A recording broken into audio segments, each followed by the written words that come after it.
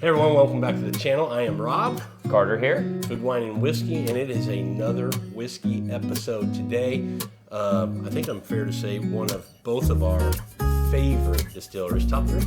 Oh, for sure. Yeah. Okay. Yeah. I don't think Four Roses is. I don't think it makes it for a lot of people. And maybe there's a reason for that. I think that's what's going to be the conversation today. Find out why Four Roses should be in your top three distilleries.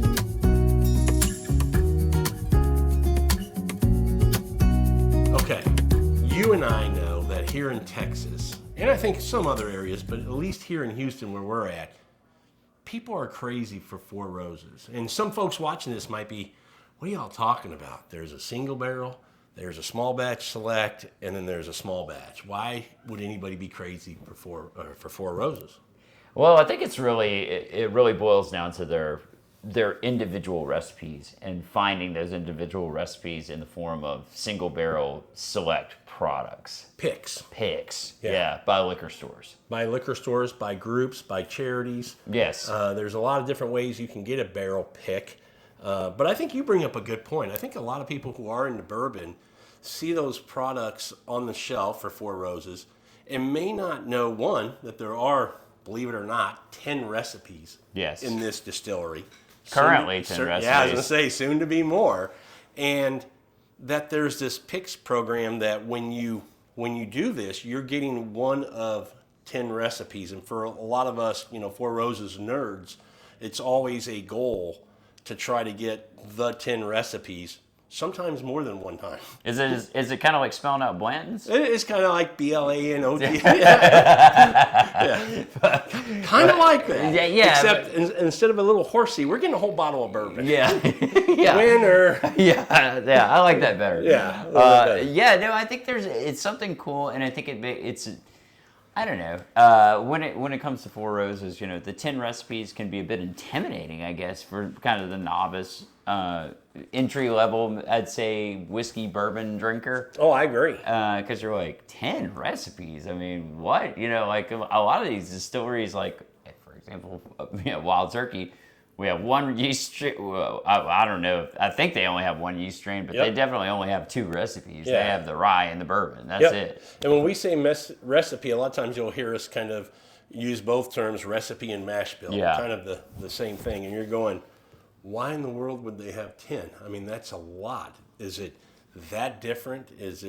Are they all good? Or what's going on? Why 10? How do you get 10 recipes? Right. So there's 2 mash bills, right? Yep. There's the high rye mash bill and the quote unquote low rye mash bill. Yep. That's not really super low rye, but it's low rye for them. Yeah. The high rye would be 60% corn, 35% rye, and 5% barley. Right. The low rye. Well, you probably have that information. 75% corn. That's right. 20% rye and 5% barley. Yeah, I'm dumb. I knew that. Yeah, but, I knew you knew that. I was having to cheat over here. Hey, you're on camera. The nerves are a little, what? But, you see me? But yeah. So and then what kind of makes them different too? We can both share this. Is it you've got the different yeast strains as well? Yes. That you're using. So you have 5 different yeast strains with these 2 mash bills. Which creates the 10 recipes. Yes. And the way you tell the difference is there's 5 that we designate as OB and 5 OE. OE. Yeah, I'm done. Pressure's on, man. Golly, I'm like, what? I could just look over here. Or right here. Yeah. Oh my gosh. I feel like I'm a moron. Like I'm supposed to be an expert in this the stuff. camera and the lights. I mean, people get a little nervous. I know. I've never done this before. Yeah, you've not done this show very often. So, oh my gosh. But you think I think we think as being these kind of lovers of Four Roses that everybody knows about this and understands it and loves Four Roses. And as I've kind of traveled and just doing some stuff, for fun and going to see family in different places and talking to bourbon people in these areas, a lot of people don't know that this is available and these are out there. I agree. I think if you're really into bourbon, you kind of know. But like, if you're just a casual bourbon drinker, this is like, what is all this stuff? Yeah, it can be a little overwhelming. This is a bit much, and which may be good or bad or whatever, but it is the Four Roses way. It is the Four Roses, and hey, folks, it's about to get even more complicated. Yeah, for and we'll sure. get into that in just a little bit. But I think it is a great bourbon to deep dive into. It really is, and again, what you're going to be chasing is the picks program. Those bottles that come from that, and you're going to see a single barrel product on the shelf at most places you go to. And it's always going to be the same recipe. Yes, you're going to have OBSV. Always OBSV, but what they do with that is they bring that down to 100 proof, always. Yeah. The difference with these is they're all the individual mash bill and yeast strain. And they're at barrel strength. Barrel strength. So, we get some of these at 120, 115. Oh, you can get them at 130. Yeah. Depending on which tier in the warehouse. There's another rabbit hole. Yeah, there's another rabbit hole. Also, talk about the Rick House. Oh my gosh. Well, so they only have 6 tiers in their Rick House, which is kind of, those are pretty short Rick Houses. Yeah. If you go to some place like Turkey, they've got just, towering Rick Houses. And the thought behind bourbon is the higher proof, the more interaction with heat, you're going to have like more concentration of flavors. You're going to get that Angel's share kind of evaporating, so you're going to get this kind of, in theory. Yeah. I also like Eagle Rare, which is only aged at the first 4. Yeah, and it's 10-year. Well, anyway, Four Roses today. Yeah. Just saying, just as an example, there are some damn good bourbons that are aged right on the first 4. Yeah. I think that's kind of neat about Four Roses for sure. I also say, on the single barrel products, just personally speaking, I have thought that the lower level single barrel products are better. Yeah, well, I could see that. Because you're adding less water. You're not on the single barrel. Yeah. I agree with that 100%. Like the standard shelf OBSV. Yep. You're looking for something. I agree with you. And you know what? That might be a fun thing to do in a comparison. We should try a 1, 3, and a 6 or something and see if we see a big difference. That'd be cool. Yeah. Well, let's talk about kind of, when we talk about these yeast strains, the different characteristics that they are supposed to kind of put on the bourbon. But before we do that, I'm thirsty, man. Yeah. So what I'm going to do here is I'm going to pour a pick that Robert here and wow, formal. Sir Robert. I prefer Bobby Bourbon. Bobby Bourbon. And, Bobby Fairways. I'm Bobby Bourbon. Yeah. Bobby, we're coming for you on the golf course. Oh, yeah. Well, call out to Bobby Fairways from Bobby Bourbon. Absolutely. Yeah. But me and Rob and some others with Ryan's Liquor pick team picked this particular single barrel product.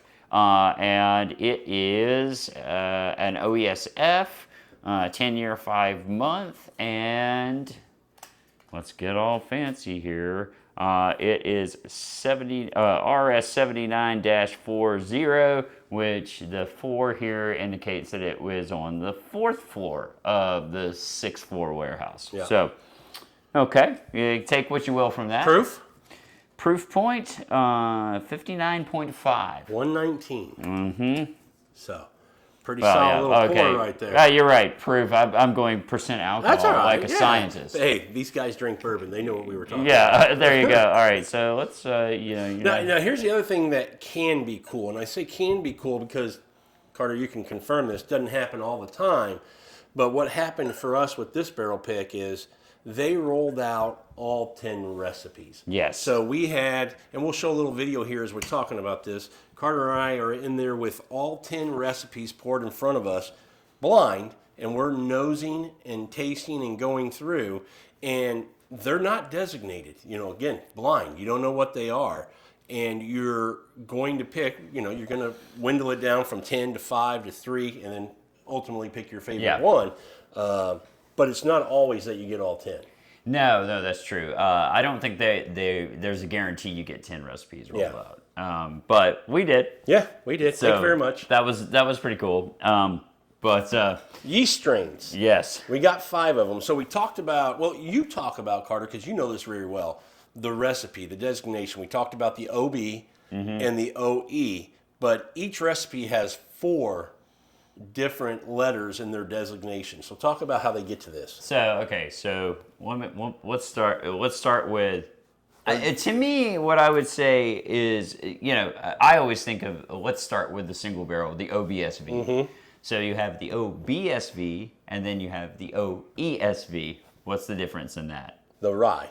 Yes, Yeah. that's it. Yeah. So the B is always the high rye. Correct. The E is always the high. I'm saying correct like you're being tested. Yeah, well, how blind as well. You're correct, Carter. But the E is always the higher corn, and Yeah. the B is the higher rye. Yep. So they kind of know that going into it. That's a good way to just break it down. And then when you're talking about, like, for instance, V or O or F or Q or what K. Okay. You're talking about yeast strains. Yeast strains. These are the yeast strains. So when you think about yeast, you can think about it like, same way when you're making wine, right? This is when they do the mash and they mash everything down and they get all this sugary stuff. Yeah. They put the yeast strains into the mash, and that's what eats the sugar that we get alcohol from. And so same kind of process when you think about wine.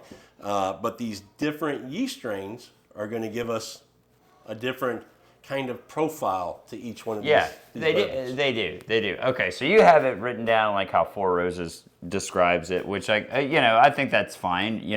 Would you agree with this? So let's just go through like V. Let's finish with the recipe. OB, and we talked about the last letter, the V, the K, the O, the Q, the F. The S always is there because you know why? I don't know why. I don't. I don't either. Okay, S is always there. There's some reason there, and I'm probably spacing on it, but yeah, it's always there. So it's always going to be OBS, and then the last letter that you see in the recipe is that yeast strain. Yeah. So the only 2 variables really are B or E, or the yeast strain, which is the ones that we discussed. At the end, right? Yep. Yeah. Now, there are some recipes that are thought to be, if you can get that particular recipe in a pick at barrel strength, it should be a home run. Yeah. I mean, there are some that are Those 2 recipes typically are. They're usually the V's or the O's. Yeah. But I can tell you, my personal favorite, I love K's. Yeah. I thought you were a Q guy. No, not a Q guy. Generally speaking, but I've had some Q's that I'm like, oh my gosh. Yes, you have. I say that because I think over the last few Q's we've drank, you went, yeah, maybe I need to rethink this. Yeah. Q's aren't so bad. So V's and O's are kind of thought of as like the. I like the V. I like the them. V. I like the V. You do? Great. Yeah, that's where we went with it. I was waiting for you to. Yeah, I know. I was kind of ignoring you, honestly. Oh, okay. Darn it. But, okay, so what Four Roses describes as, these yeast strains and their characteristic delicate fruit with V. I could see that. It does kind of have I would say it has some of the fruit characteristics to it for sure. Yeah. K, slight spice. I would say usually a lot of spice. I would agree with that too. And particularly BKs. O, rich fruit. I definitely agree with that. I do. I think it's one of the reasons it's popular, because of that rich fruit. Q being floral. I also find Q to be kind of woodsy, leathery a lot of times. I would agree with that. It has like, I don't know, kind of more like it's unique. It's a unique kind of characteristic, but the good ones can be really good. Yeah. And F, herbal. I could see that because I do think F is a little Very bit herbal. I would agree. On the herbal side. Sometimes people say F is minty. I can see that a little bit, but yeah, herbal for sure. Yeah. So yeah, for the most part, I agree with him. But I would say on the K's, I'd say they spicy. Especially the B's. Yeah. Oh my gosh, those are. But I like those. Yeah. I like those a lot. So so that kind of like breaks it down, and I'd also say that like when trying these, you can always have a thing like, hey, I only like OESV and OESO. Maybe, but there are picks that will change your mind. Trust me, because I used to think some of those same things too. Yeah. The other thing I want to talk a little bit about with Four Roses is, to me, I put it in that category, and I don't think a lot of people know this, of American legacy distilleries. You know, this is a distillery that's been around since the 1800s, but a lot of bourbon people today, we talked about it with Wild Turkey in our Wild Turkey episode, that, you know, during that clear spirits kind of era of the 70s and 80s, Four Roses fell into that same category where it didn't have a consumer base here, Right. and it did the same thing as Turkey, and was very well received also in the European and the Japanese, Asian markets, and did very, very well over there. Didn't come back to the States, being re-released here until 2002, which is crazy to think about, that it's only been on the shelf here for the last 20 years, even though it's been around for well over, you know, nearing 150 years. It's crazy. It's crazy. So, Yeah, absolutely. But I mean, you've seen that, you know, if you ever, something like a fun little piece of trivia, if you ever look at the World War II veteran, the classic photo of black and white of the sailor kissing, the girl at Times girl Square? in Times Square, bent over, like she's kind of doing the back bend thing. There is a Four Roses advertisement right above them. You know, I never noticed that. I need to look for that now. Yeah. That's pretty cool. We'll put one of those up right here. Yeah. So Yeah, that's pretty It's awesome. pretty neat. Yeah. But I don't know who picked the one we have in the glass, but that's a delicious pick. yeah, no clue who did Those that. guys knew what they were doing. Yeah, I mean, Yeah. I will say we've heard from some Roses nerds that this is a bit of a divisive pick, but I think it's mostly because of the naming, which I had nothing to do with. I didn't either. Yeah, we so- kind of got overruled on that one. But one thing I really like about this pig, not that you guys are, I mean, maybe if you come over here you can try it, but one thing I like about this one, it's got a lot of body to it. It does have a lot of that mouthfeel, that kind of full mouthfeel to it. And it is herbal. It is herbal, I would say for sure. It is herbal, but it's also, to me, a very well balanced bourbon. You know, it's 119 proof, but it doesn't drink that hot.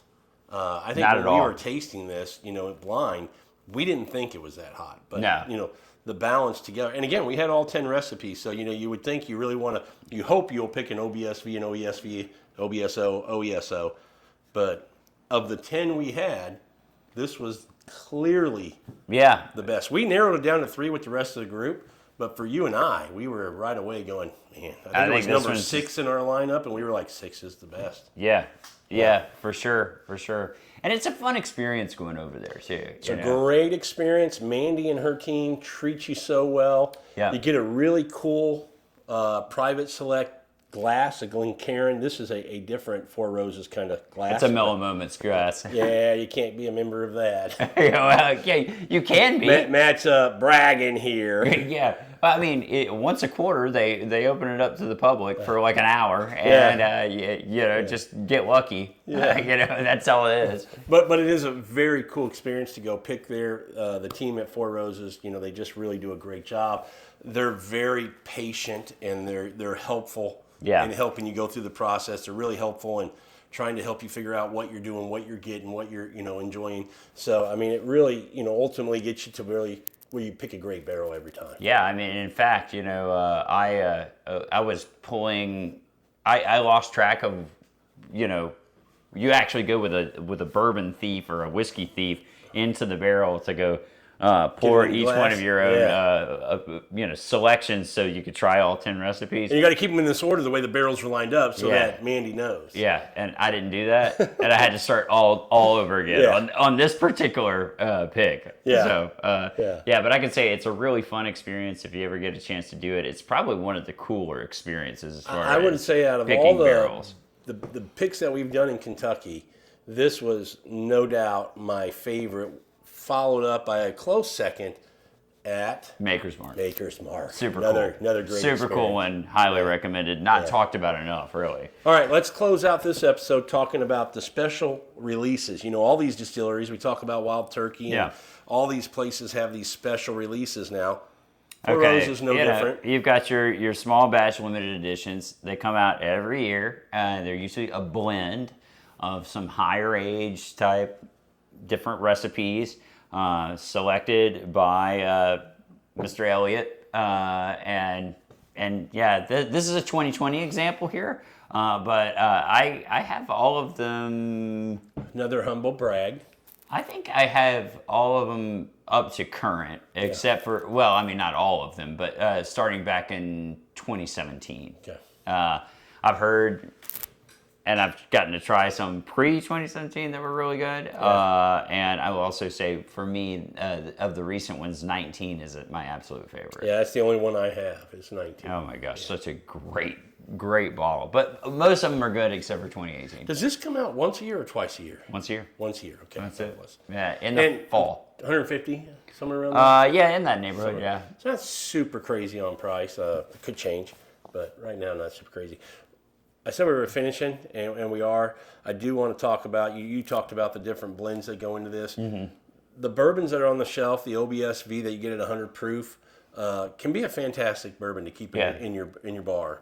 But also, I mean, I'll be honest and tell you, I've never had the small batch because I kind of leapfrog it and go to the select.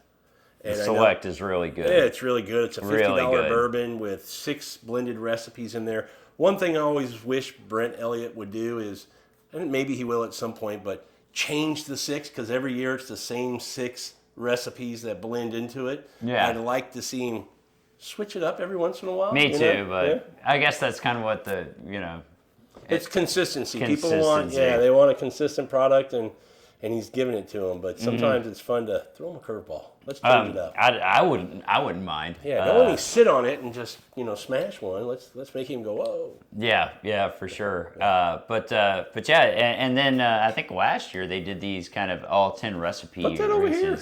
Yeah, so you guys can take a look at that. So they released a set. I think it was gift shop only or something. Well, it's still on the website. So go to the web. Four Roses, you should be sponsoring this, but they're not. Yeah. But big run for you guys. Go to the website and you can still get this. Yeah. I looked at it on there. Yeah, you can get you can at least go through all of the picks, and they're like Brent's talking about like every example of these and what you're supposed to. I don't remember what this is cost.